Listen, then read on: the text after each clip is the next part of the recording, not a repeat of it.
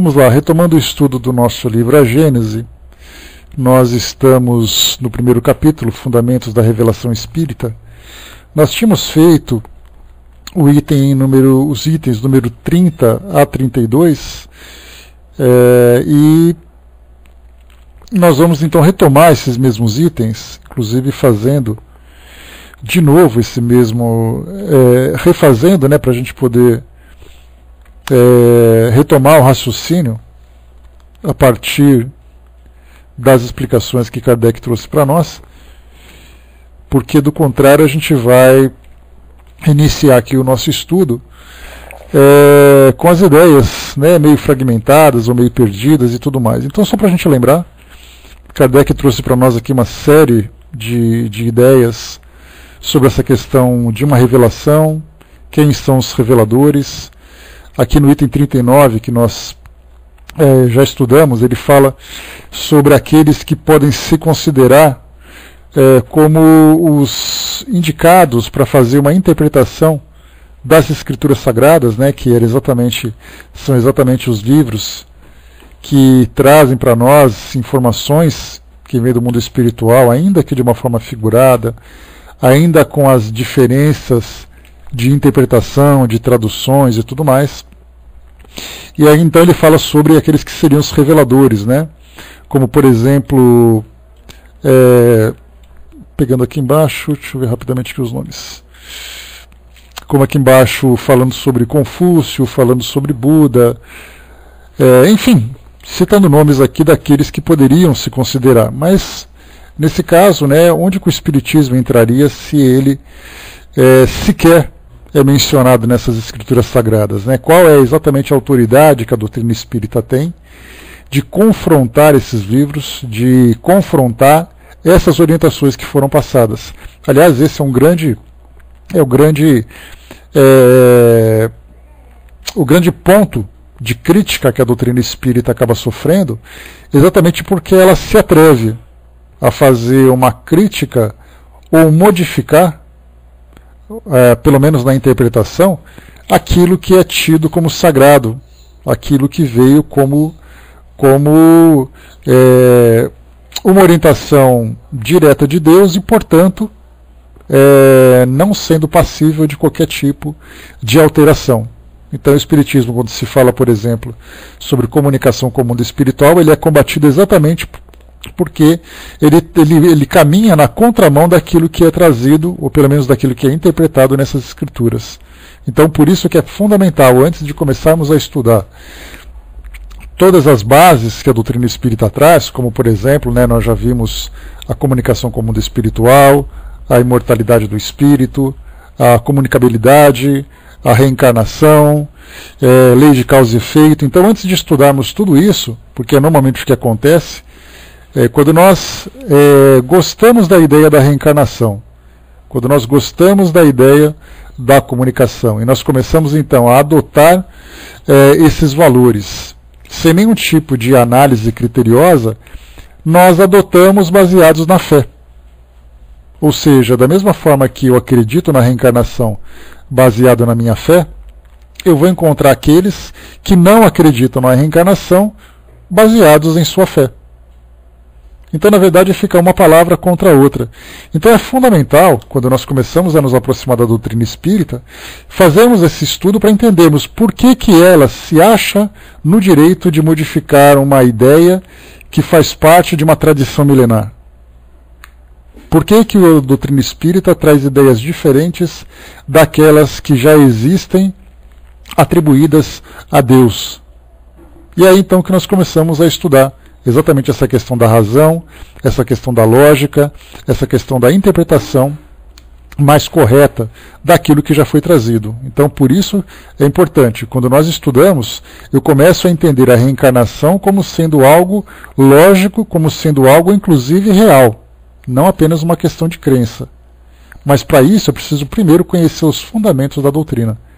Algo que normalmente a gente acaba percebendo, bom dia pessoal que chegou, acaba sendo, vamos dizer assim, uma falha nos estudos que são realizados nas instituições espíritas, na formação daqueles que são os iniciantes da doutrina espírita. De imediato se abre um livro e começa simplesmente a falar sobre ele. Mas antes disso não faz aquele trabalho de base para dizer assim, olha, a doutrina espírita ela é isso. A partir desse entendimento nós vamos estudar aquilo que ela, os elementos que ela desenvolve, que ela trabalha. Então, ninguém conhece o Espiritismo, de fato. Conhece aquilo que o Espiritismo estuda. Então, para nós, que somos estudantes, e temos essa necessidade de termos essa formação adequada para termos a nossa convicção, porque a convicção ela é formada a partir do desenvolvimento de uma linha de raciocínio, conhecendo primeiro o que é a doutrina espírita, de que forma que ela desenvolve seus trabalhos, seus estudos, e quais são os elementos que ela então traz como sendo parte de sua estrutura. A gente não pode começar de trás para frente, tem que começar exatamente desse início, né? Então aqui no item número 30, desse primeiro capítulo, que é o que a gente vai retomar hoje, Kardec fala exatamente sobre essa. Agora ele já começa de uma forma mais objetiva. Primeiro ele fez uma introdução falando sobre uma viagem, sobre as religiões, sobre os reveladores, sobre nomes importantes que nós conhecemos da história das religiões. Agora, a partir do item número 30, ele começa a falar do Espiritismo propriamente dito, e é aqui que interessa para nós de fato. Então vamos lá, item número 30. O Espiritismo, tomando o seu ponto de partida das próprias palavras do Cristo, como esse o tomou das de Moisés, é uma consequência direta da sua doutrina. A ideia vaga da vida futura, ele acrescenta a revelação da existência do mundo invisível que nos rodeia e povoa o espaço, e por esse meio ele fundamenta a crença, dando-lhe um corpo, uma consistência, uma realidade no pensamento. Então a gente lembra sempre que nós temos duas grandes doutrinas no mundo hoje, né? A gente pode considerar como sendo duas principais, a respeito dessa consciência da própria existência do ser humano. Ou nós temos uma doutrina que é materialista, que é exatamente aquela que acredita apenas na existência da vida a partir da matéria, né? Ou seja, se a matéria se extingue, significa que o ser também se extingue, que a vida também se extingue, porque a vida depende dessa matéria. E nós temos a outra, que é exatamente o contrário, que é a doutrina espiritualista. Que, como o próprio nome diz, espiritualista, ela acredita no elemento espiritual. E esse elemento espiritual, ele existe enquanto o indivíduo se encontra vivo junto à matéria e depois, né, transcende também a existência da matéria. Então a matéria se extinguindo, a vida continua na condição espiritual. Então nós temos essas duas, ou você é materialista, ou você é espiritualista. Dentro dessa visão espiritualista, como a gente já viu, nós temos as diversas subdivisões, que então é cada uma das escolas religiosas que nós encontramos. Então, desde aquelas de tradições orientais, daquelas de tradições ocidentais, temos aquelas que são dogmáticas, temos aquelas que são mais filosóficas, temos aquelas que são esotéricas, todas elas contam. Então, nesse ponto, quando se fala nas doutrinas espiritualistas, nós falamos de um conjunto de ideias, de um conjunto de filosofias. Então, desde uma pessoa que acende uma vela e começa a entoar um mantra para evocar fadas e gnomos, essa pessoa é espiritualista. Nós não entramos no julgamento da questão se o que ela acredita é verdadeiro ou não. Isso a gente vai fazer mais para frente para saber exatamente de que forma, qual é a metodologia que ela utiliza para elaborar essas crenças. Mas a princípio nós temos desde aqueles que são os muçulmanos, daquele que é o budista, daquele que é o umbandista, daquele que é o judeu, enfim, daqueles que são os cristãos nas suas subdivisões. Então, ou você é espiritualista, ou você é materialista. Então a doutrina espírita começa a fazer uma análise mais criteriosa dentro dessa base espiritualista, porque é exatamente isso. Você fala, se você acredita na existência do espírito após a morte do corpo físico, esse espírito vai para algum lugar e vai viver de alguma forma fazendo alguma coisa. Então esse é o ponto fundamental. Aí então cada doutrina traz a sua visão. Ou você vai para o paraíso, ou você vai para o inferno, ou você vai para Shangri-La, ou você vai para o sétimo céu, ou você fica vagando, ou você vai para o espaço, não importa para onde você vai. Cada uma tem a sua crença. Aquilo que o Espiritismo pode trazer como um ponto positivo a seu favor é exatamente o método que ele utiliza. Vamos entender exatamente de que forma que se vive no mundo espiritual, de uma forma muito simples, perguntando para quem vive no mundo espiritual. E não simplesmente baseado num desejo, numa crença. Tanto é assim que nós percebemos que essa confusão toda que existe em torno da vida no mundo espiritual é perguntarmos para várias religiões como é a vida deles no mundo espiritual. Ou como é a vida dos espíritos do mundo espiritual a partir da visão deles. E aí, então cada um vai falar, até mesmo dentro de uma própria doutrina. Se você perguntar, por exemplo, para as religiões que são cristãs e perguntar como é exatamente o mundo espiritual. Aí as pessoas vão falar do paraíso, cada uma vai falar do paraíso do seu jeito. Para uns o paraíso é aquele gramado com flores, borboletas e coelhinhos brancos pulando, para outros são aqueles grandes palácios de mármore e cristal e pedras preciosas. Para outros vai encontrar um paraíso no meio das nuvens com um trono de mármore levantado no meio das nuvens. E por que existe essa diferença de interpretação? Primeiro porque, pelo fato de nós não termos um entendimento real do que é o mundo espiritual, nós então fazemos com que o mundo espiritual se assemelhe à nossa visão. E aí então nós transferimos para essa dimensão aquilo que nós consideramos compatível com essa ideia do paraíso, com essa ideia da felicidade plena e absoluta. Da mesma forma que quando nós falamos do inferno, a primeira coisa que acontece é nós transferimos para o mundo espiritual, nessa dimensão inferior, todos os tormentos que nós vivemos no mundo físico. Então cada uma traz a sua interpretação. E o que o Espiritismo então ele se diferencia das demais? Por que aquilo que o Espiritismo traz vem para nós como sendo algo mais correto, mais próximo da realidade, sobre as demais ideias que são transmitidas? E aí então é o que nós vimos agora aqui. Primeiro que o Espiritismo não é uma criação, ele é um desenvolvimento daquilo que Moisés trouxe como sendo a primeira revelação, daquilo que Jesus trouxe como sendo uma segunda revelação, lembrando que essas revelações elas são consideradas como revelações morais principalmente. Muitas vezes a gente pensa que uma revelação é você tirar uma fotografia de algum lugar e você trazer para poder revelar quais são as características físicas, materiais daquele ambiente. E na verdade não, são revelações morais. Tanto que Moisés, quando trouxe os 10 mandamentos, que é considerada a primeira revelação, nós não temos nada relacionado com a estrutura do mundo espiritual. Mas fala para nós de uma base moral. Já no caso, por exemplo, de Jesus, é a mesma coisa.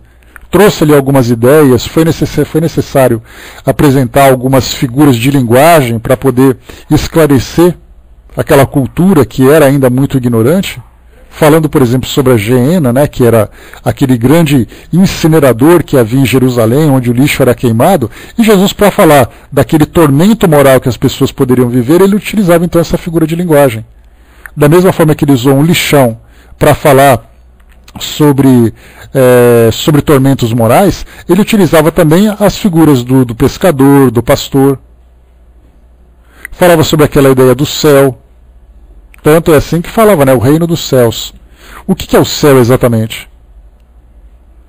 Para aquela cultura, era uma forma fácil de entender, porque você olhava para o céu e você via então aquelas nuvens brancas com aquele formato de algodão, você via aquele céu azul, aquele sol delicioso. Certamente Jesus não falaria no céu se a humanidade vivesse em constante tempestade. Já pensou Jesus falar, a gente vai para o céu, aquelas nuvens escuras, assim, com aquelas características de final de tarde paulistana? Com trovões, com granizos, a gente percebe que isso já modificaria. Então a ideia do céu se assemelha o quê? Aquilo que nós podemos interpretar fisicamente. Então se torna para nós uma fantasia, mas ainda assim a grande preocupação era falar, né, sem noção do universo, já começa por esse ponto também, porque o céu para nós é essa parte azul, mas o que tem atrás dessa parte azul? Ninguém entendia sobre a parte da refração da luz, ninguém entendia sobre a estrutura do sistema solar. Os gregos, male falavam alguma coisa, mas os gregos eles eram intelectualizados, pelo menos aquele grupo de intelectuais. eram filósofos, eram cientistas. Mas e para falar isso, por exemplo, para pescadores, marceneiros e pastores que viviam no Oriente Médio? Não era possível você transferir o conhecimento de uma cultura avançada, como era aquela da Grécia, para uma cultura primitiva, como era aquela do Oriente Médio. Então as figuras de linguagem eram muito utilizadas, que é a melhor forma, da mesma forma que hoje nós utilizamos, também para poder esclarecer alguns temas filosóficos, trazendo essa ideia mais figurativa do que realista. E aí então Jesus foi a segunda revelação. Essa terceira revelação foi então começar a pôr em prática aquilo que já vinha sendo discutido em gerações anteriores. Então, vamos aqui continuar o raciocínio de Kardec. Bom dia, pessoal. A ideia vaga da vida futura, ele acrescenta a revelação da existência do mundo invisível que nos rodeia e povoa o espaço, e por este meio ele fundamenta a crença, dando-lhe um corpo, uma consistência e uma realidade do pensamento. Define os laços que unem a alma ao corpo e levanta o véu que ocultava aos homens os mistérios do nascimento e da morte. Isso aqui é muito importante. Quando nós pensamos nas religiões que estudam o nascimento e estudam a morte, estudam simplesmente nascimento e morte sem se preocuparem com os detalhes, e os detalhes são importantes. De pensar, por exemplo, quando você fala dentro de uma visão espiritualista convencional, o que é a morte? Aí a definição é: o corpo físico morre e o espírito vai para o céu. Ponto final. Tá, mas vamos voltar um pouquinho essa fita, vamos analisar detalhadamente. O que faz o espírito ficar preso ao corpo? Ele fica porque ele quer? Existe uma força de atração? Existe um fluido que prende? Qual é exatamente o elemento que faz essa união? A resposta vai ser: não sei, só sei que é assim. Como já dizia ali o nosso personagem lá do Alto da Compadecida. Então, como é que acontece a morte? O espírito simplesmente vai embora? Ele destranca alguma coisa, ele destrava alguma coisa, ele se desamarra de alguma coisa? O que acontece? Também não se sabe. As coisas acontecem e só sabemos que é assim. Então a gente vê que, no meio dessas ideias filosóficas que são apresentadas, existem uma série de elementos intermediários que simplesmente são ignorados. E são ignorados não porque desejam ignorar, são ignorados porque não encontram um método de descobrir esse sistema. E é então que quando Kardec começou a fazer um estudo do magnetismo, então a gente vê que isso é muito importante na própria formação intelectual de Allan Kardec. Primeiro ele estudou o magnetismo, para conhecer essa força magnética, para conhecer a ação desses fluidos, para depois começar a conhecer os fenômenos. E aí então ele pôde, como base, tendo como base o magnetismo, fazer uma comparação para separar aquilo que poderia ser real, aquilo que poderia ser fantasioso. Até conhecer de fato, e tanto assim, que depois que ele começou a estudar mais profundamente a doutrina espírita, começou a ter mais contato com os espíritos e obter maior esclarecimento, o próprio magnetismo que ele estudava anteriormente começou a ser mais esclarecido. Porque primeiro o magnetismo era assim: olha, você impõe a mão e você transmite um fluido magnético, animal. Depois ele começou a estudar a doutrina espírita, perispírito, fluido cósmico universal, força do pensamento. Olha só quantos elementos ele foi absorvendo depois de estudar durante tantos anos o magnetismo para poder aprender aquilo que inicialmente ele fazia. Né? A Miriam colocou, que é justamente a metodologia dessa obra, a forma como iremos estudar a Gênese. Quer dizer, tudo tem um porquê, tudo tem essa base. Né? Bom dia, pessoal. Então a gente vê que Kardec se beneficiou muito do estudo do Espiritismo naquilo que ele já praticava anteriormente. Infelizmente nós temos muito pouca informação sobre as práticas de Kardec dentro do magnetismo. Nós sabemos que ele era magnetizador, uma obra chamada O Espiritismo e o Magnetismo era uma obra que ele estava escrevendo no momento da sua desencarnação. Esse livro não foi publicado. Então a gente vê o que era Kardec magnetizador antes de 1855, quando ele começou a fazer as pesquisas para 2 anos depois lançar o Livro dos Espíritos, E o que era o Allan Kardec magnetizador 10 anos depois do lançamento do Livro dos Espíritos, no momento em que ele publicou a Gênese. Olha o conhecimento que ele adquiriu, e tudo isso veio através do quê? Da comunicação dos espíritos, com os espíritos. Continua para nós aqui então. Então ele falava aqui dos laços que unem o corpo e a alma, os mistérios do nascimento e da morte. Todo mundo pensa assim, né? O indivíduo nasceu. Uma criança nasceu, as religiões dizem que ali tem um espírito que se encontra junto com aquele corpo físico, mas nós perguntamos, de onde vem o espírito? De que forma que aconteceu essa união? Quanto tempo ela levou? Isso foi fácil ou foi difícil? Qual foi o momento exato em que aconteceu? Isso tudo é completamente ignorado por falta de condições de explorar esse universo novo. E continua. Pelo Espiritismo, o homem sabe de onde vem, para onde vai, por que está na Terra, por que nela sofre temporariamente e vê por toda parte a justiça de Deus. Sabe que a alma progride incessantemente através de uma série de existências sucessivas até que tenha atingido o grau de perfeição que pode aproximá-la de Deus.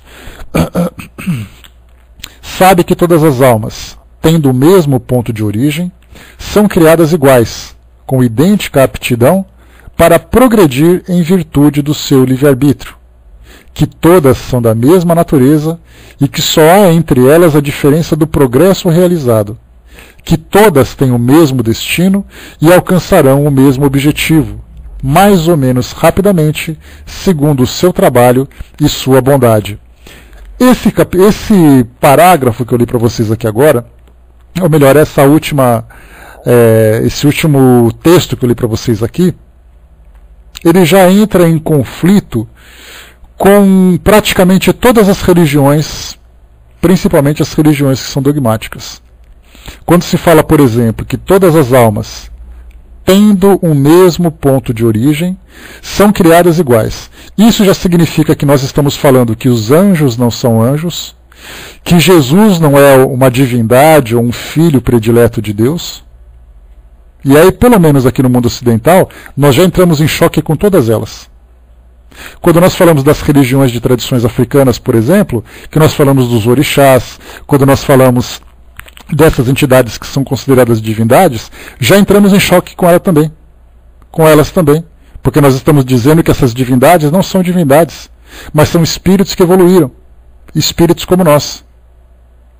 Então, Jesus deixa de ser o Cristo da forma como ela é entendida, os anjos deixam de ser anjos, os demônios deixam de ser demônios.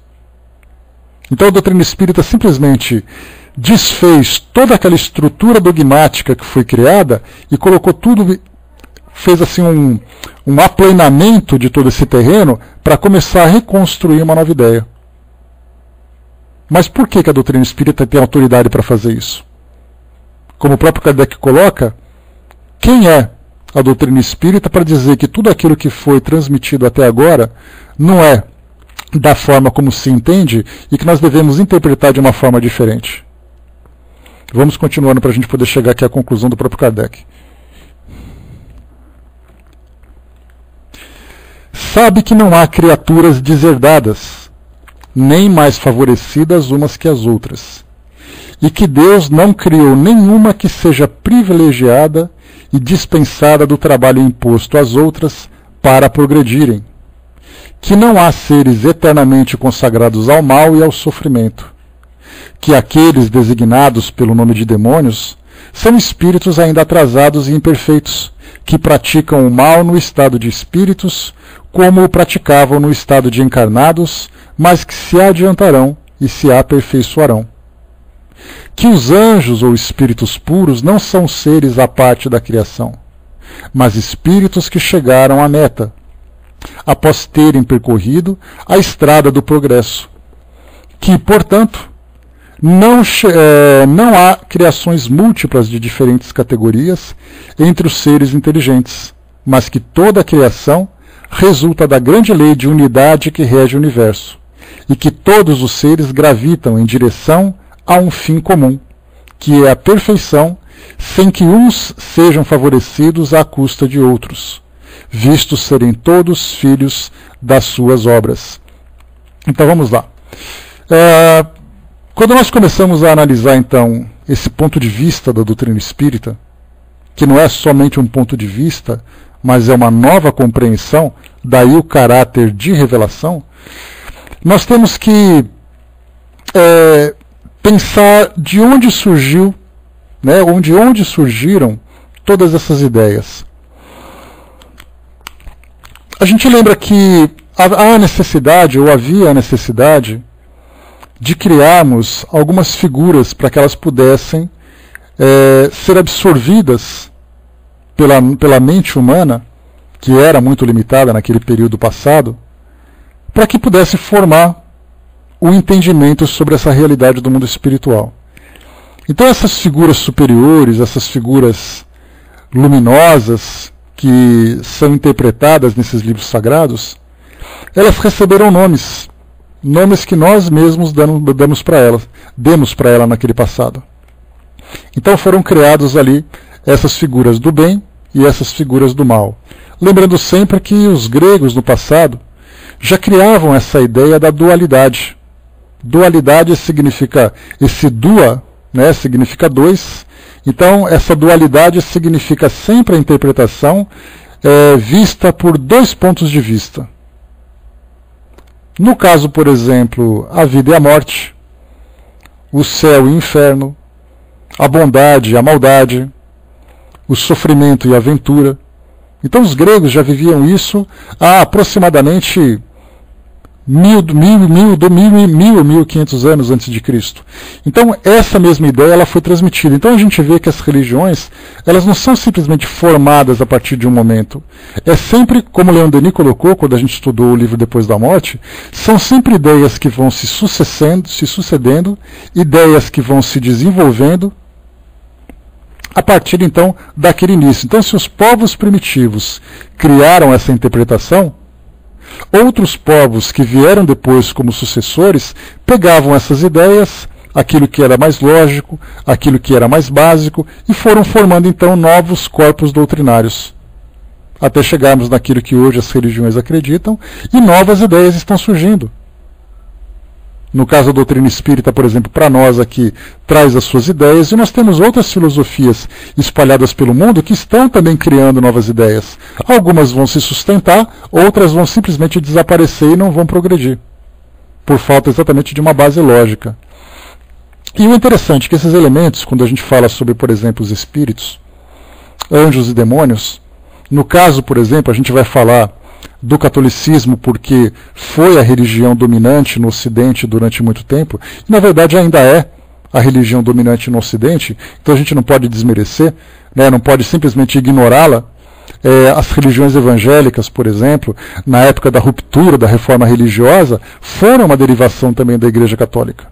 Então vamos falar sobre a Igreja nas suas bases dogmáticas. Existe um catecismo, né, para quem já foi católico, estudou aquele catecismo na escola, né, para fazer primeira comunhão, aquela coisa toda. Mas existe um catecismo oficial que vocês podem inclusive acessar, esse é um excelente material de estudo, lá no site do Vaticano, na versão em português. Nesse catecismo está dito, então, quais são as crenças que o Espiritismo adota. Desculpe, que o catolicismo adota. Então, muito bem, para você ser católico, você tem que acreditar naquilo.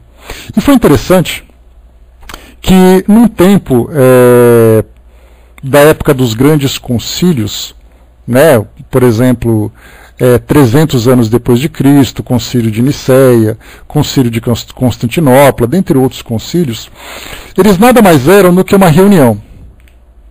Imagina, por exemplo, que nós estamos formando um novo partido político. Então nós somos movidos por uma ideia. Somos movidos por uma crença, né, ou por um princípio filosófico.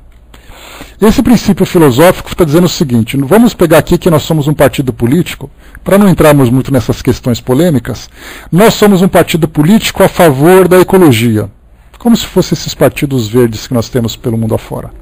Então, quais são os princípios fundamentais da nossa nova ideologia? Nós vamos trabalhar pela preservação da natureza, vamos trabalhar pela educação ecológica da sociedade, nós vamos fazer um trabalho de divulgação e também de representação junto às casas públicas, né, de formação de leis, do poder executivo, do poder legislativo. Então, começamos, todo mundo se senta ali, a gente leva ali aquele pão com mortadela para comer na hora do almoço, todo mundo se senta e a gente começa então a traçar quais são os pontos fundamentais do nosso novo partido político. Então nós vamos acreditar nisso, nós vamos trabalhar por isso, trabalhar por aquilo. Foi dessa forma que as religiões se formaram no passado. Para você ter uma doutrina, para você ter uma nova instituição, você precisa estabelecer as bases dela.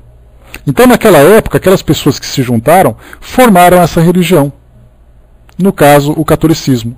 E começaram naqueles debates, todo mundo pensa que um concílio de Nicéia, por exemplo, que estabeleceu bases importantes do catolicismo, foi alguma coisa harmoniosa. Todo mundo soltava a ideia, olha, vamos acreditar que Jesus então ressuscitou dos mortos e ele fisicamente se elevou aos céus na frente de todo mundo.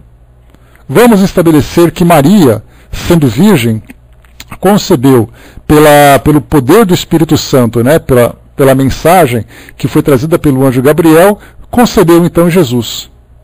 Vamos pensar nisso, naquilo, então todas aquelas ideias que normalmente o catolicismo professa. E começaram a anotar isso tudo. A partir do momento que anotaram, formaram esse catecismo.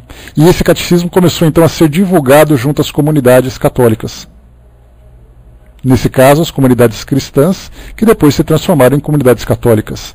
Mas um detalhe interessante, quando a gente pensa também sobre a própria formação do catolicismo, é algo que a gente muitas vezes não se dá conta, que parece também que foi uma coisa tranquila, uma coisa harmoniosa.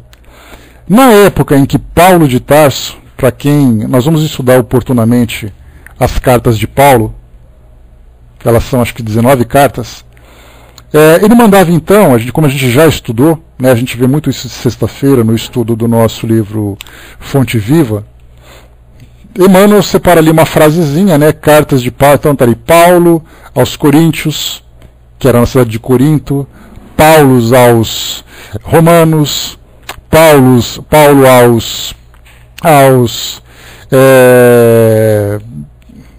até me fugiu o nome das comunidades também que tinham ali. Enfim, cada uma das tantas comunidades que se tinha lá. Então a gente, quando pega assim Paulo mandando essas cartas, né, aos filipenses, aos tessalonicenses e tantos outros lá.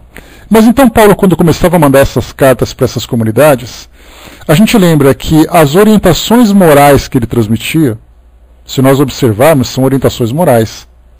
Ele poucas vezes falava sobre questões dogmáticas. Ele falava eventualmente de um corpo espiritual, né? Coríntios também, né? Que era, então, corpo espiritual. Então ele falava alguma coisa ou outra, mas normalmente era sempre uma ideia moral. Mas o detalhe que a gente muitas vezes não percebe é que cada grupo, cada comunidade daquela região, na Síria, por exemplo, comunicações com o Egito, que nós tivemos em Alexandria, na Armênia, em Roma, na Grécia, cada comunidade tinha uma cultura, uma base cultural completamente diferente de uma da outra. Então, se você mandava uma carta, por exemplo, para os coríntios, era muito diferente quando você mandava uma carta aos romanos. Por que isso tudo? Porque eram nações diferentes. Eram reinos diferentes, as pessoas viviam diferentes. Seria como se o Papa mandasse uma carta para o Brasil e mandasse uma carta para a China, para as comunidades católicas. Então, sim, as palavras são, em termos de doutrina, são as mesmas, mas a vivência dessas doutrinas são diferentes. Então, por que a Igreja Católica se tornou Igreja Católica Apostólica Romana? Exatamente porque a comunidade romana era aquela que mais se afinizava com o Império Romano. E o imperador Constantino, quando ele, no concílio de Constantinopla, quando ele determinou isso, foi em 323, se eu não me engano, 326 depois de Cristo. Quando ele determinou que o catolicismo seria a religião oficial do Império Romano, e quando ele disse que os romanos não deveriam ser mais perseguidos, quais dessas igrejas cristãs assumiriam a condição oficial para a Igreja Católica? Foi exatamente a de Roma. Porque Roma tinha uma estrutura, pelos romanos viverem próximo ao império. Então eles tinham ali uma doutrinação militar muito interessante, de uma hierarquia e disciplina, onde tínhamos ali os generais, tínhamos ali os subalternos, os auxiliares e tudo mais. Então em Roma era onde tinha uma igreja muito mais estruturada e organizada para assumir a condição oficial da Igreja Católica. Se você ia para a Síria, por exemplo, não tinha isso. No caso de Roma, tinha ali então o Papa, tinha ali os cardeais, os bispos e os padres. Olha só a hierarquia. Coisa que as outras comunidades não tinham. Então começou a formar essa igreja a partir desse ponto. Tanto que nós vemos que as coisas não foram fáceis, que quando houve um momento de grande divergência, a própria Igreja Católica se rompeu. Ficou então Igreja Ortodoxa, ou Igreja Católica do Oriente, e Igreja Católica Ocidental. Então nós vemos que a formação dessas ideias dogmáticas, dessas instituições, foi extremamente tumultuada. E muito menos harmônica do que a gente imagina. Parece que todo mundo sentou, todo mundo se abraçava, conversava, a coisa ali saía faísca para formar essas ideias. Então, na verdade, muitos desses dogmas foram impostos. E por serem impostos, foi exatamente que muitas vezes uma parte aceitava, outra parte não aceitava. Mas, de qualquer forma, sendo um dogma, sendo um ponto fundamental daquela instituição, todos os seguidores devem aceitar. Se você quer ser muçulmano, você vai ter que estudar o Alcorão, as mulheres vão ter que se vestir com a burca, os homens vão ter que, os seguidores vão ter que respeitar Maomé naquilo que ele representa, todos vão ter que fazer 5 orações por dia, vão ter que cumprir todos os pontos fundamentais daquela instituição. Se você quer ser judeu, vai ter que comparecer numa sinagoga, vai ter que fazer todos os rituais. São dogmas. No caso do catolicismo é a mesma coisa. Mas, de um modo geral, essas religiões, como por exemplo o judaísmo, como por exemplo a religião muçulmana, o próprio cristianismo, essa ideia dos anjos e dos demônios são oficiais. Então a doutrina espírita vem, nivela tudo isso e começa a trazer para nós o seguinte: todos os espíritos são iguais. E todos os espíritos, estando iguais, eles evoluem a partir do trabalho e a partir do próprio esforço. Então 3 elementos existem no universo, que é aquilo que os espíritos passaram para nós. O primeiro elemento, Deus, que é a inteligência suprema, a causa primeira de todas as coisas. Segundo, nós temos os princípios inteligentes. São todos os seres pensantes, ou tudo aquilo que tem vida, podemos dizer assim. De modo bem genérico, bem simplificado. E depois o terceiro é a matéria. Então, ou você é matéria, ou você é um ser vivo, ou você é Deus.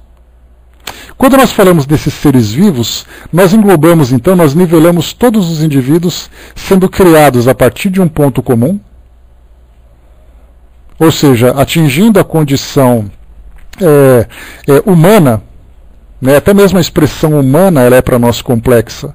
Se você fala o que é ser humano, se você fala para um cientista, ele vai dizer é aquele que é um bípede, é aquele que é inteligente, é aquele que se reproduz. Se você fala para um filósofo, ele vai trazer uma outra interpretação. Se você fala para um teólogo, ele vai trazer uma outra terceira interpretação. Então a ideia do ser humano a gente pode generalizar colocando como sendo assim o nível máximo de evolução espiritual que um ser vivo pode alcançar aqui no nosso mundo. Então ele é um ser humano.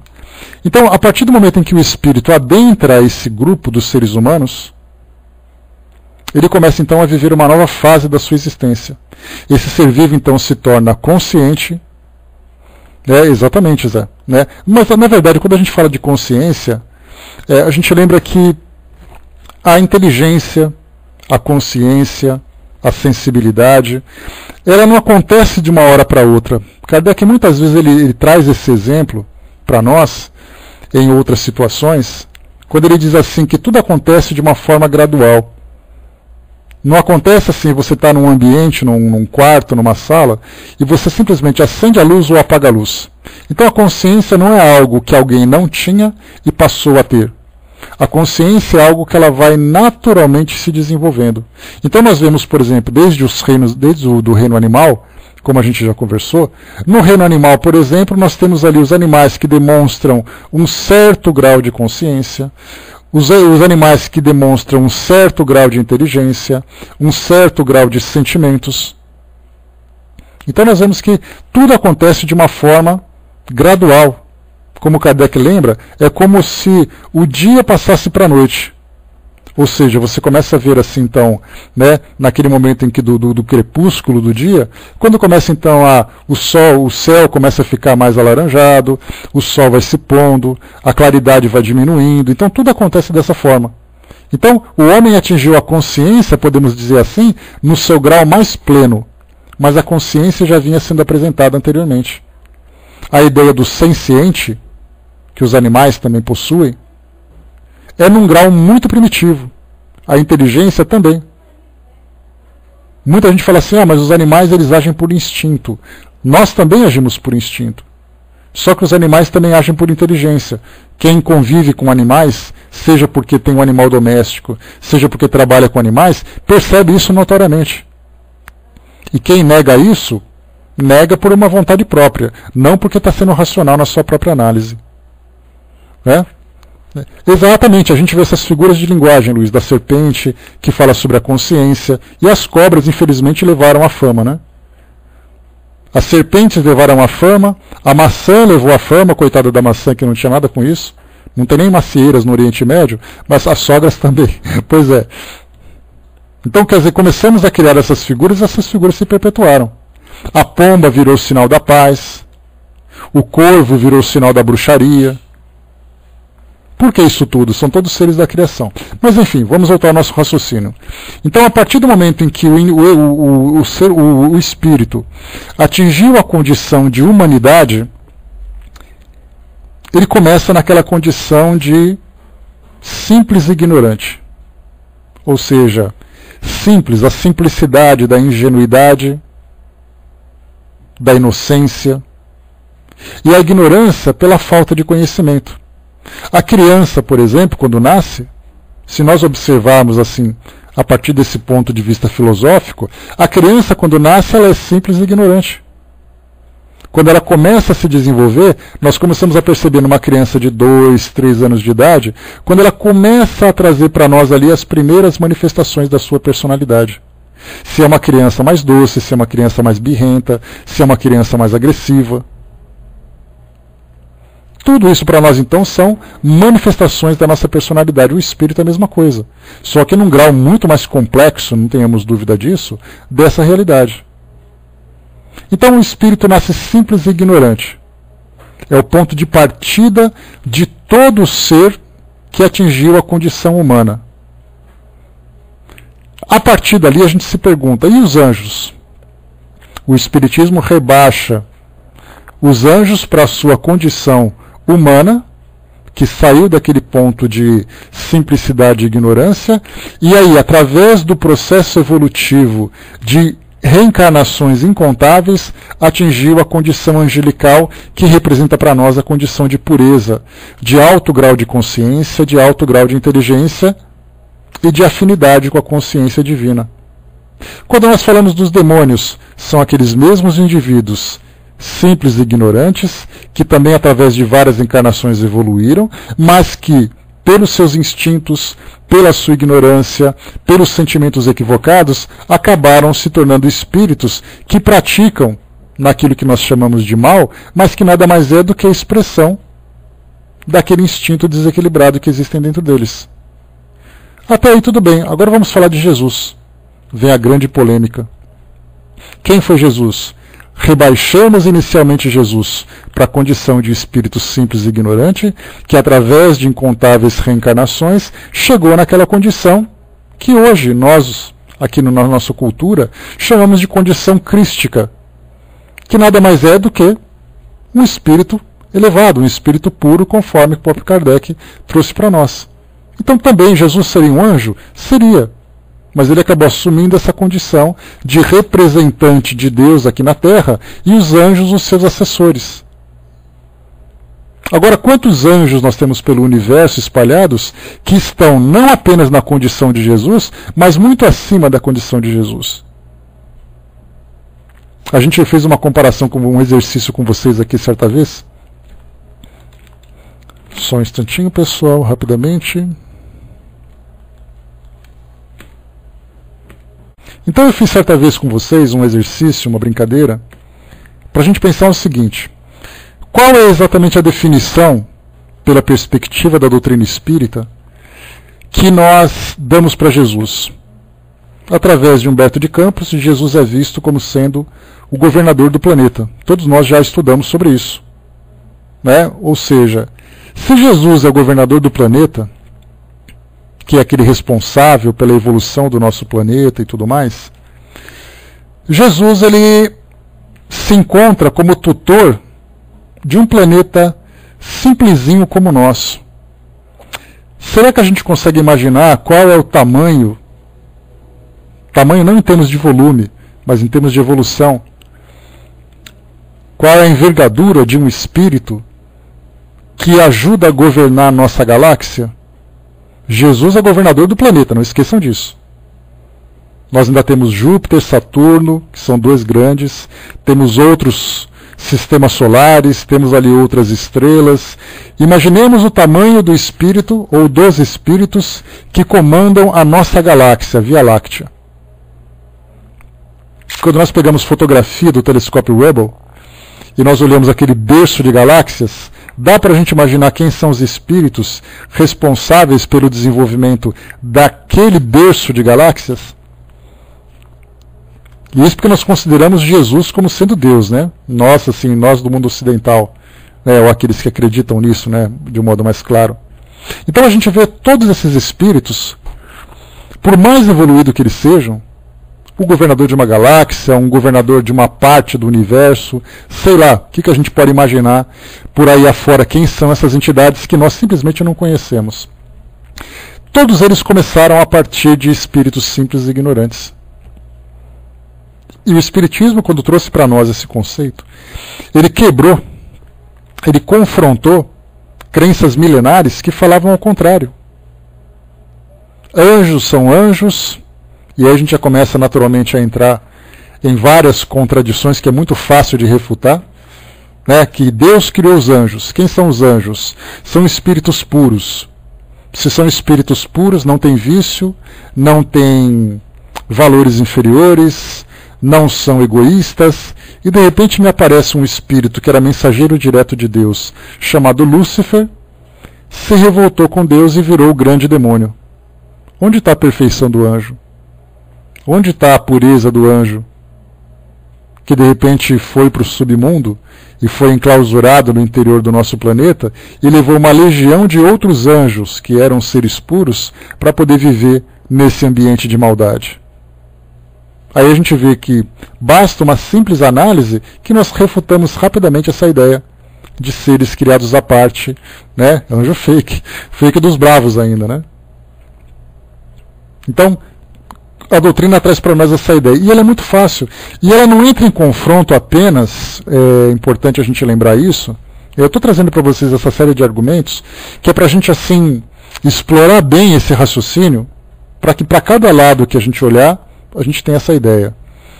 Quando a gente fala, por exemplo, eu tive a oportunidade de fazer um atendimento lá no nosso trabalho do atendimento fraterno, que nós temos dois trabalhos, vocês conhecem, né, que é o trabalho do atendimento fraterno, e temos o trabalho do serviço de perguntas e respostas. Esse de perguntas e respostas nós respondemos a dúvidas doutrinárias que as pessoas apresentam. E certa vez uma pessoa escreveu para nós perguntando assim: como a doutrina espírita vê os orixás, que são considerados deuses, no caso, por exemplo, das religiões de tradições africanas? Aí todo mundo começa a dar aquela coçadinha, quando começa a falar, por exemplo, de Iemanjá, quando começa a falar de Oxóssi, começa a falar de Ogum, aqueles nomes tradicionais da relação desse panteão, né? O panteão a gente lembra que é um grupo de deuses, né? Desse panteão das religiões africanas. Naturalmente, sem nenhum pânico, todos os espíritos nascem simples e ignorantes, e aí então eles evoluem, adquirem um grau de conhecimento, e cada religião atribui a eles uma certa característica da sua personalidade, quando transfere naturalmente a personalidade humana para os espíritos. Essas divindades se tornam responsáveis por determinadas esferas da vivência humana. Um é para a riqueza, o outro é do mar, o outro é da natureza. E assim a gente faz a mesma coisa. Esses espíritos que têm ali as suas roupagens, têm ali os seus rituais, têm ali as suas características de personalidade, nada mais são do que espíritos que nasceram simples e ignorantes e que evoluíram e fazem um trabalho específico dentro daquela cultura. Então, todos nós começamos a entender, ou você é Deus, ou você é uma pedra.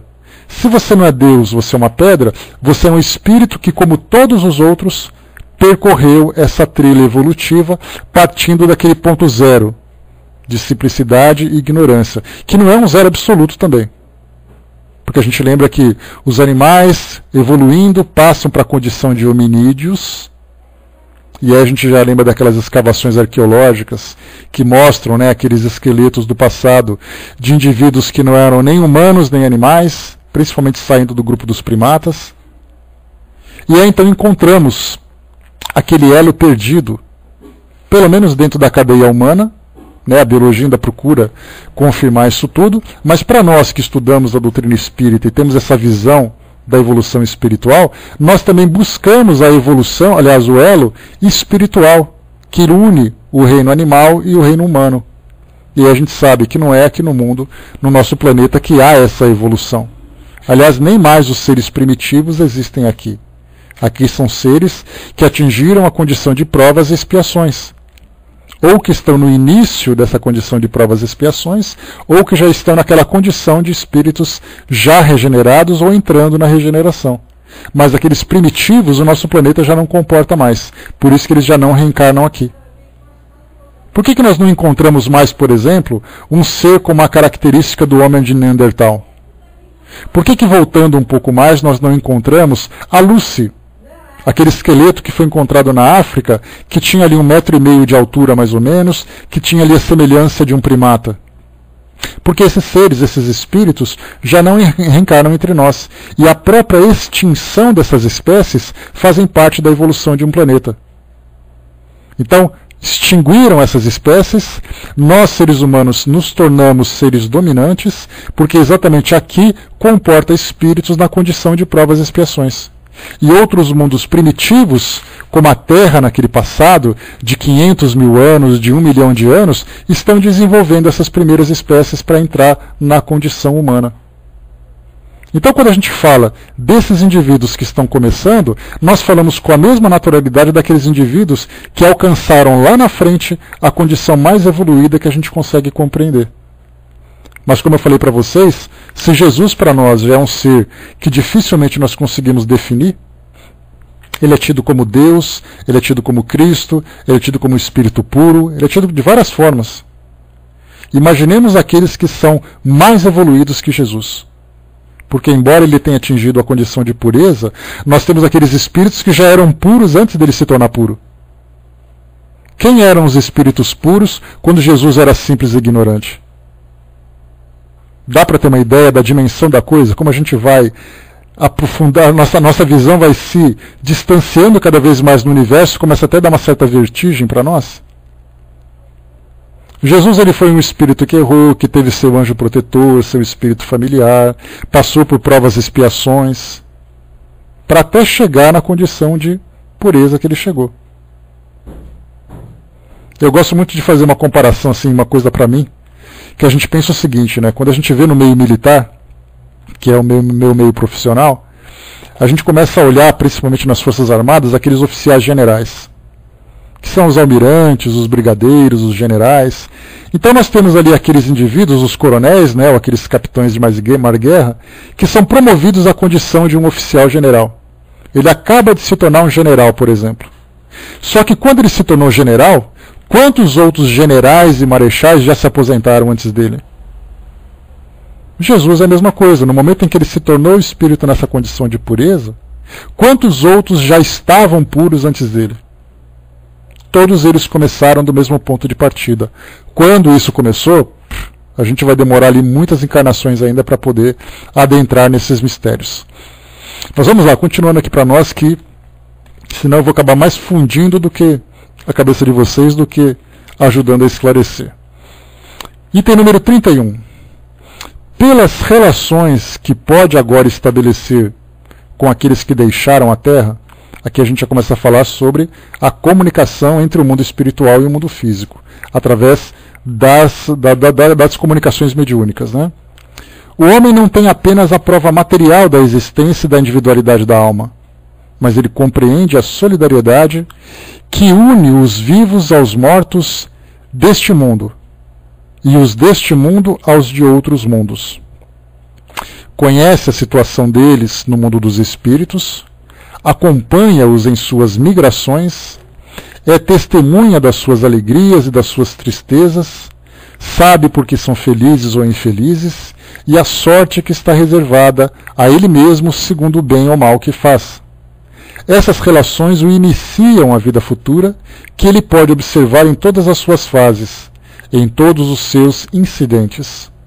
O futuro não é mais uma vaga esperança, é um fato positivo, uma certeza matemática.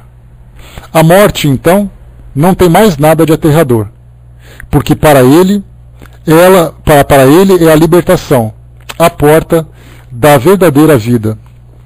Então aqui, quando Kardec traz para nós essa visão da possibilidade de comunicação com o mundo físico, seria como se nós voltássemos na época das grandes navegações, nos séculos XV e século XVI, quando nós tínhamos ali as primeiras embarcações chegando em terras que até então não eram exploradas.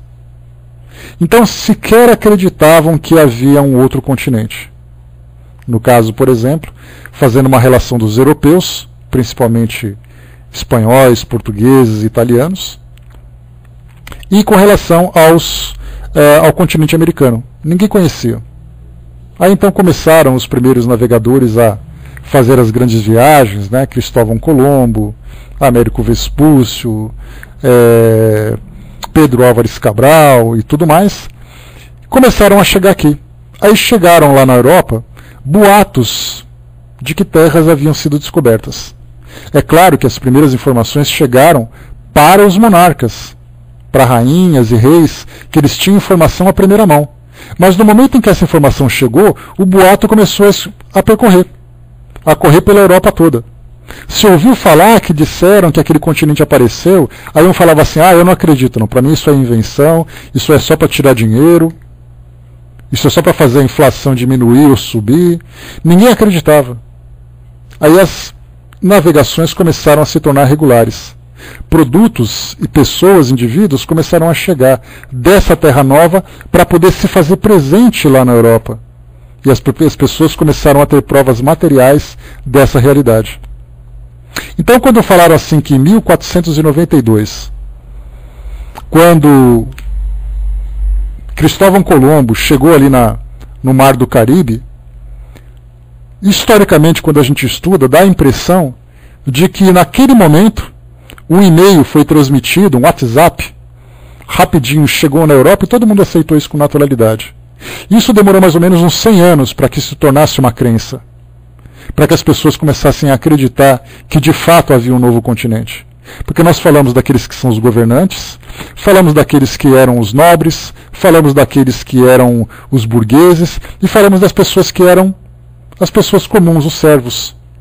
Essas pessoas comuns demoraram muito tempo para poder entender essa realidade, o que de fato estava acontecendo naquele meio que eles não tinham acesso.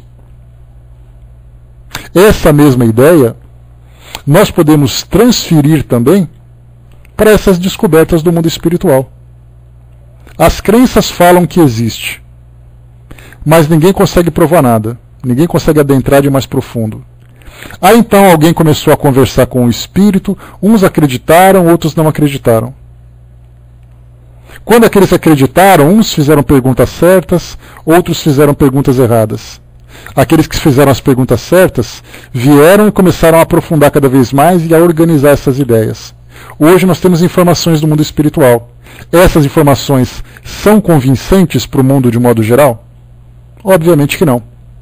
Então nós estamos mais ou menos naquela fase das grandes navegações, quando as terras haviam sido descobertas, mas a maioria das pessoas eram descrentes dessa informação. Principalmente porque, no caso da doutrina espírita, não é apenas o fato de termos a possibilidade de conversarmos com o mundo espiritual. É principalmente o fato de nós enfrentarmos dogmas que são milenares. Porque Moisés, há 3.200 anos, Moisés viveu há 1.200 anos antes de Cristo. Moisés, ele disse que todo tipo de comunicação com os mortos era proibido. 3.200 anos depois, as pessoas continuam ainda com essa ideia de que se comunicar com os mortos é uma violação às leis de Deus. E os espíritos estão aí para dizer aquilo que eles são, aquilo que eles vivem. E nós hoje temos essa possibilidade de obter essas informações, de conhecermos o mundo espiritual e, de muito mais do que isso, nos prepararmos para essa nova realidade. É essa mudança na nossa mentalidade, no nosso modo de agir, no nosso modo de viver, que é exatamente o resultado dessas novas revelações. Porque as revelações não vieram para atingir o nosso intelecto, vieram para atingir os nossos valores. Porque nós começamos a modificar nossas vidas a partir do entendimento dessa realidade que nós vivemos hoje. O Zé colocou lá em cima, nem precisei de comunicar-me com os espíritos, né? Bastou assistir a uma semana de transporte e materialização de objetos para convencer de tudo, né? Você se convenceu, né, Zé? E aquelas pessoas que acharam que era charlatanismo? Né? O Zé presenciou ali uns trabalhos de materialização, e aí depois ele vai passar algumas informações, depois eu passo para vocês também. Né? E ali, quem presencia a materialização tem consciência exatamente do que pode ser charlatanismo, do que é possível, do que não é. Simplesmente baseado nos estudos que a gente realiza. Né? A Tatiana colocou em cima, né? Eles tinham que reportar aos financiadores da viagem, que eram os monarcas, pois aí o povão ficava ali isso eu vi que está lá, Zé, depois eu vou explorar um pouquinho que eu não tive tempo de olhar ainda. Mas acabando aqui eu já vou fuçar lá. Né, o Luiz colocou, né, dizem que os índios caribenhos não viam os navios que tinham no horizonte, até que o pajé pôde constatar que era verdade e transmitiu a eles. Também tem essa história, né, Luiz, que eles não estavam... a mente humana, né, segundo essa teoria, ela capta aquilo que ela compreende. No caso daquela época, segundo essa teoria, as caravelas, quando começaram a surgir no horizonte, os indivíduos simplesmente não viam, porque era uma imagem, era uma ideia que simplesmente não havia sido construída na mente daqueles índios. Então eles ignoravam. E depois que começaram a perceber, eles ficaram espantados, que as caravelas estavam na cara deles e eles não viam. Mas aí é a teoria que a gente não tem como comprovar, né? Isso, no Quem Somos Nós, que falava sobre isso. Mas são teorias, né? Falando sobre física quântica, que é algo que ainda foge a essa nossa realidade, né? Então, deixa eu ver aqui onde nós paramos. Continua aqui, deixa eu voltar para vocês, para a gente poder concluir. Tá, então saímos daquele início, nos convencermos de que existe de fato vida no mundo espiritual. É o texto, né, fraterno? O texto é muito legal. Então, assim, existe vida no mundo espiritual. Como eu falei para vocês naquele início, ou você é materialista, ou você é espiritualista. Se você é espiritualista, você aceita que os espíritos continuam vivos no mundo espiritual. Ótimo. Se eles continuam vivos, de que forma que eles continuam vivos? Aí nós falamos sobre as diversas interpretações, segundo cada cultura, segundo cada filosofia. A doutrina espírita, ela fez um caminho contrário das religiões tradicionais. Como a gente já conversou sobre isso, todas as religiões partem de um dogma e a partir do dogma constroem suas crenças. Então eu falo para vocês, Deus criou o mundo em 6 dias, descansou no 7º. No 6º dia ele pegou um boneco de barro, tirou a costela e tal. Isso é um dogma. Então todas as pessoas, até hoje nós temos isso, assistindo a programas, por exemplo, como National Geographic, Discovery Channel, nós temos ali pesquisadores, doutores né, pessoas com PhD, pessoas com alto grau de conhecimento que dedicam suas vidas acadêmicas estudando essas questões dogmáticas das religiões tradicionais. Então tem um indivíduo que ele é doutor, que ele é um cientista, ele se tornou doutor por explorar, fazer uma pesquisa de arqueologia para achar a Arca Perdida. O outro é doutor porque fez uma pesquisa para encontrar a Arca de Noé. O outro é um historiador, virou doutor porque conseguiu fazer um estudo para dizer que o nosso planeta tem 6.000 anos de existência, porque a Bíblia diz que tem 6.000 anos, e não 4,5 bilhões de anos, segundo a nossa ciência tradicional. Então as pessoas estudam isso profundamente. Por que elas estudam isso? Porque o dogma veio dizendo que as coisas são assim. Aí todo mundo começou a estudar a partir dessa verdade que foi trazida inicialmente. O Espiritismo foi ao contrário. Kardec não conhecia o mundo espiritual, não tinha nenhuma informação sobre essa possibilidade. As informações que tinham, na verdade, eram aquelas que ou aparecia na Bíblia, ou aparecia em histórias esparsas e tudo mais, mas não era nada concreto. Quando ele obteve aquela primeira comunicação, daí então o grande benefício que o Espiritismo tem, primeiro ele ouviu falar das mesas girantes. Ele foi lá analisar o fenômeno, começou então, seguindo sempre aquele mesmo, um roteiro de investigação, né? Nós temos 4 pontos, 4 etapas importantes que devem ser analisadas. A primeira etapa, o registro dos fatos. Essa metodologia científica, ela é a base fundamental da doutrina espírita. Eu anotei aqui, deixa eu colocar para vocês, que assim vocês vão lendo e chegam a essa mesma conclusão. Está aqui, ó. Primeira coisa, registre os fatos. Kardec então foi lá e registrou. Quais eram os fatos? As mesas estavam se movimentando e respondendo a perguntas. Analise-os. Kardec então começou a analisar, tirando aquilo que era possível e analisando aquilo que era impossível. Aliás, tirando o impossível e analisando o possível.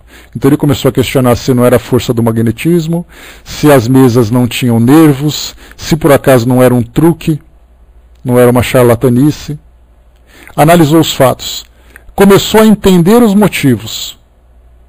Quais eram os motivos? Aquelas mesas respondiam a perguntas que as pessoas não conheciam.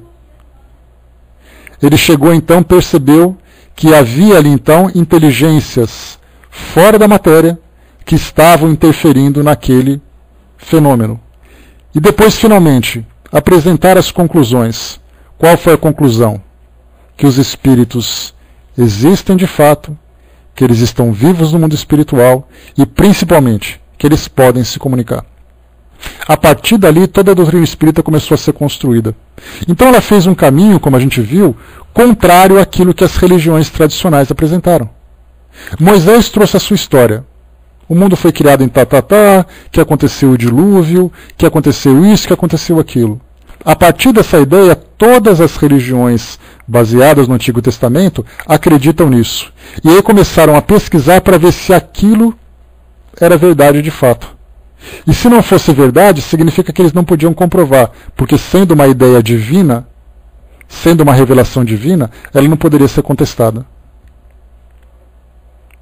Daí então que nós vemos que, fazendo o caminho contrário, usando esse raciocínio, anotem, se possível, esse texto que eu passei para vocês, porque ele é extremamente importante para nós que somos espíritas, que fazemos os nossos estudos.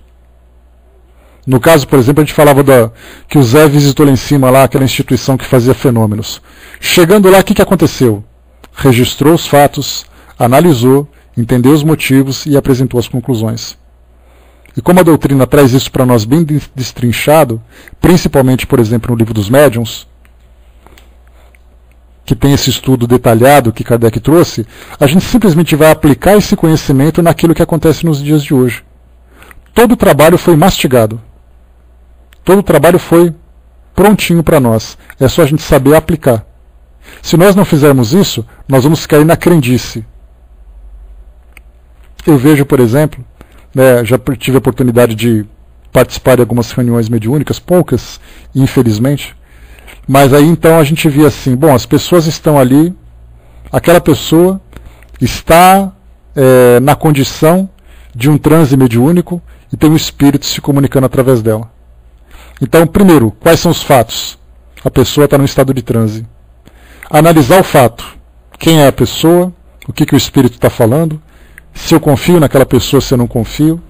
Entendendo os motivos. Ela é uma pessoa médium, o espírito pode, então, se comunicar através dela, através dos fluidos, blá, blá, blá, blá, blá, blá. Apresentar as conclusões. Era um fenômeno legítimo. E assim a gente tem que se comportar em todas as situações.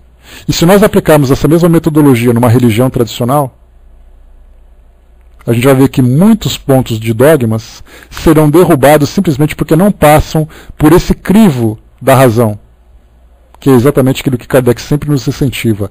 Tudo deve ser submetido ao crivo da razão. E o crivo da razão passa por essa metodologia que eu passei para vocês aí. Muito bem. Fechando por aqui o nosso estudo de hoje.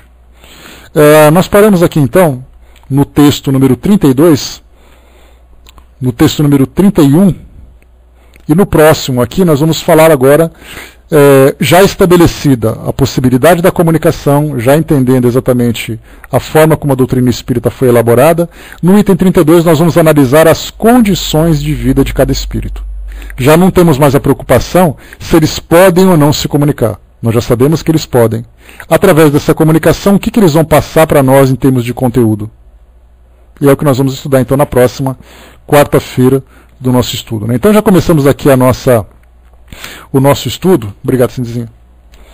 Retomamos aqui o nosso estudo, né? A todo vapor, né? Porque pegamos aqui um tema que é muito interessante de se estudar, um tema que é muito instigante para nós, né? E por incrível que pareça, como eu já falei para vocês, esse tema nós estudamos antes de entrarmos em recesso, né? E pelo que eu estou vendo aqui, eu acho que eu não falei nada disso da outra vez.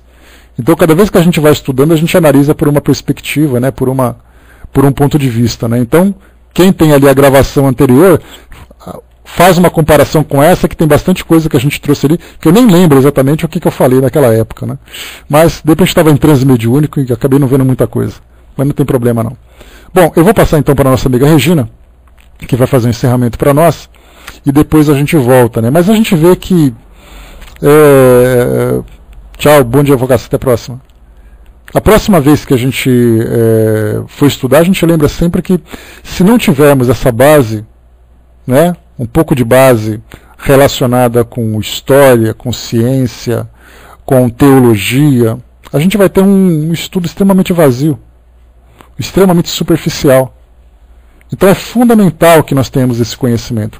Kardec, para a gente poder ter uma ideia, para concluir aqui o nosso trabalho, Kardec, para poder chegar na condição de um organizador das informações que vinham para o mundo espiritual, ele passou uma vida toda dele, lembrando sempre, que Kardec nasceu em 1804. Ele trouxe para nós o Livro dos Espíritos em 1857. Kardec tinha 53 anos quando trouxe. Então ele viveu durante 53 anos astronomia, ciência, filosofia.